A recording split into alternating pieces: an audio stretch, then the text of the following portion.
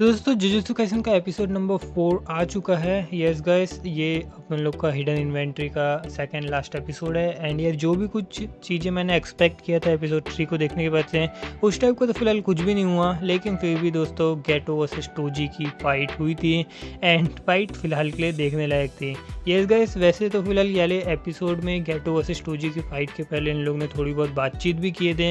And वहाँ पे अपन लोग को टोजी ने काफ़ी सारे सीक्रेट्स रिवील किया था, जैसे कि वो जुजुत्सु हाई में किस टाइप से घुसा और उसने गोजो को जब फर्स्ट टाइम उसके पीछे से स्टेप किया था, तब फिर उसने उसकी कर्स्ड स्वॉर्ड जो कि उसकी हेवनली स्वॉर्ड है उसका यूज़ क्यों नहीं किया था। सॉरी, शायद वो हेवनली स्वॉर्ड नहीं, वो हेवनली स्पीयर है। वेल एनीवेज, जो भी कुछ उसका नाम हो, बट स्टिल उसने उसको यूज़ नहीं किया था। तो दोस्तों इसकी एक्चुअली में एक ही वजह थी कि जुजुत्सु हाई में सिर्फ और सिर्फ वो लोग अंदर नहीं घुस सकते हैं जो लोग कर्स्ड हो, लेकिन फिर भी अपन लोग का जो टोजी है वो नॉन कर्स्ड यूज़र है, इसलिए उसको बिल्कुल भी परेशानी नहीं हुई जुजुत्सु के अंदर घुसने की। एंड इसके अलावा गाइस यही एक रीज़न था कि गोजो भी उसको अपने आसपास महसूस नहीं कर पा रहा था। इसके अलावा टोजी ने ये भी चीज़ बताया कि वो चाहता तब फिर स्टार ऑफ प्लाज्मा जो कि रिका को कहा जाता है, वो उसको भी मार सकता था पहुंचने के बाद। लेकिन फिर भी अगर वो उसको मारने जाता तब फिर गोजो के सेंसेस एक्टिवेट हो जाते और उसके बाद में वो गोजो उसको मार देता, आई मीन टोजी को मार देता। इसके अलावा गाइस यहाँ पे अपन लोग को और भी चीज़ें वो बताता है, लाइक उसकी पावर्स क्या है, लेकिन गेटो उसको मना कर देता है बताने से। लाइक वो बीच में अपनी टांग अड़ा देता है और उसको बोलता है कि बाकी सॉर्सरर की तरह तुम्हारे पास भी एबिलिटी है कि अगर तुम किसी को अपना सीक्रेट रिवील करोगे तब फिर तुम्हारी स्वॉर्ड में इन्हेंस हो जाएगा। यस गाइस, आई मीन उसकी जो उनकी स्वॉर्ड है उसकी एबिलिटी और भी ज़्यादा बढ़ जाएगी, जस्ट बिकॉज टोजी का सिर्फ प्रिडिक्शन था कि गेटो के पास में कोई सी हेवनली स्वॉर्ड है।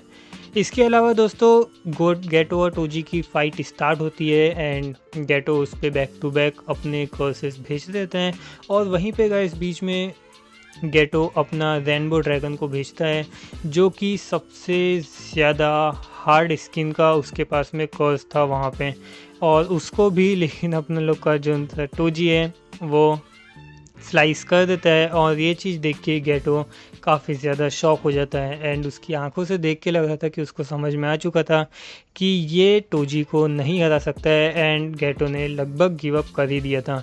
लेकिन दोस्तों ये ऐसा अपन लोग को जैसे ही लगने लगता है उसी वक्त गेटो उसका लास्ट एस यूज़ करता है और वो बुलाता है किसी चुड़ैल को जो कि एक सिंपल सा डोमेन क्रिएट कर देती है।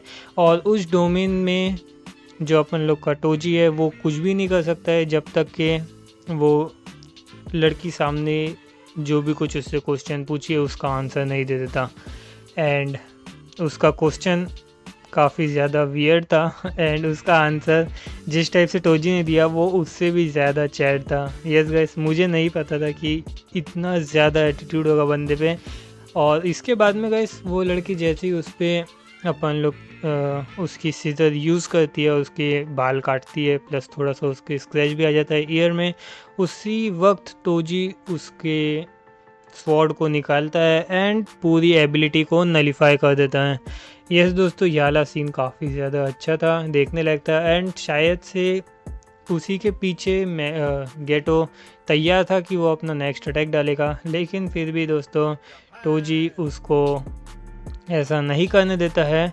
और फिर उसके बाद में गेटो जैसे ही उसका कर्स मैनिपुलेशन यूज़ करने जाता है और टोजी का जैसे वो कर्स को अपने पास लेने जाता है, उसी टाइम पे उसका कर्स रिजेक्ट कर देता है एंड गेटो को शॉकवेव लगती है और इसके बाद में गेटो ऑफ कोर्स डिफीट हो जाता है।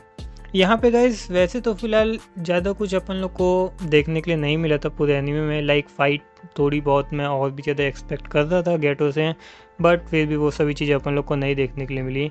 बट यस गाइस, यहाँ पे अपन लोग को एक और चीज़ देखने के लिए मिली थी कि टोजी फाइट के बीच में मेगुमी को रिमेंबर किया था एंड यस उसको ये तक के नहीं पता था कि उसके बेटे का नाम क्या है। तो यहाँ पे थोड़ा बहुत आयरॉनिक चीज़ें लगी, लाइक यहाँ से अपन लोग समझ सकते हैं कि टोजी की जो मेमोरी है वो काफ़ी ज़्यादा शॉर्ट टर्म है और उसको ज़्यादा चीज़ें याद नहीं रहती हैं, बट उसको गोजो ज़रूर याद था एपिसोड 3 से, जैसा कि अपन लोग को देखने के लिए मिला था। यहाँ से दोस्तों जुजुत्सु काइसन के एपिसोड नंबर 4 का हाफ पार्ट कंप्लीट होता है एंड नेक्स्ट पार्ट स्टार्ट होता है, जहाँ पे अपन लोग को देखने के लिए मिलता है कि ये लोग आ चुके हैं स्टार रिलीजियस ग्रुप के हेडक्वार्टर में एंड वहाँ पर वो लोग फाउंडर के किसी मेंबर से बात कर रहे थे। वहीं पे जो सतोजी है वो अपने पार्टनर के साथ आता है एंड उसके कर्ज से रिका की बॉडी को बाहर निकलता है और वहाँ पे इन लोग की थोड़ी बहुत पैसों की बातचीत चलती है एंड देन वो फाउंडर वहाँ से चले जाता है। यस दोस्तों, यहाँ पे जब उसका पार्टनर गेटो के पास से चले जाता है और जब गेटो वाला हेडक्वार्टर लीव करने वाला रहता है उसी टाइम पे एंट्री होती है गोजो सातोरू की।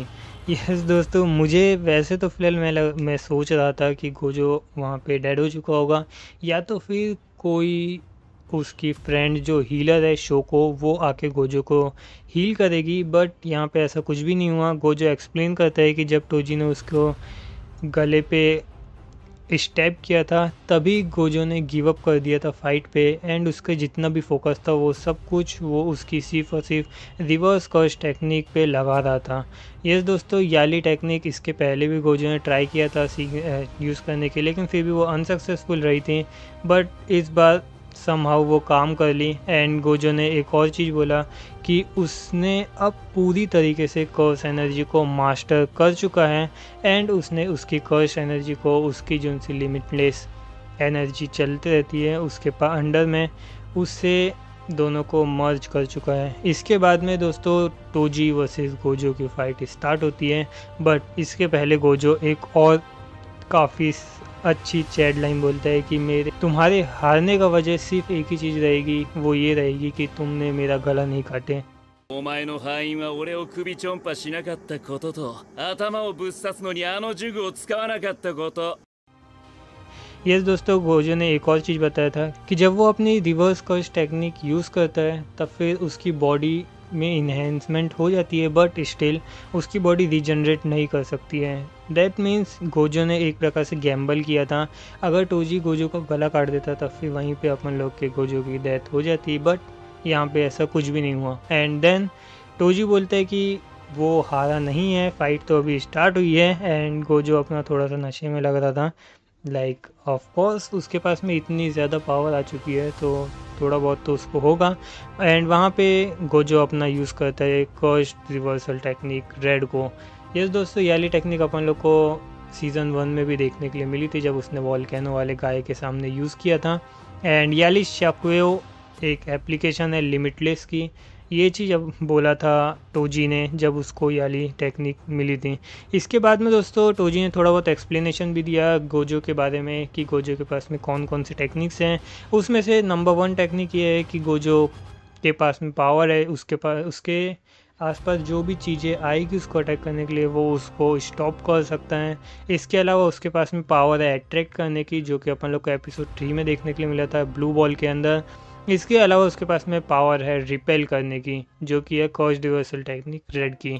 इसके अलावा गोजो वहाँ पे जो खड़ा है हवे में वो बोलता है through out the heaven and earth I alone am the honoured one. इस चीज़ से दोस्तों गोजो ये डिक्लेयर कर देते हैं कि अब पूरे जुजुत्सु वर्ल्ड का सबसे ज़्यादा स्ट्रॉन्गेस्ट कैरेक्टर गोजो ही है।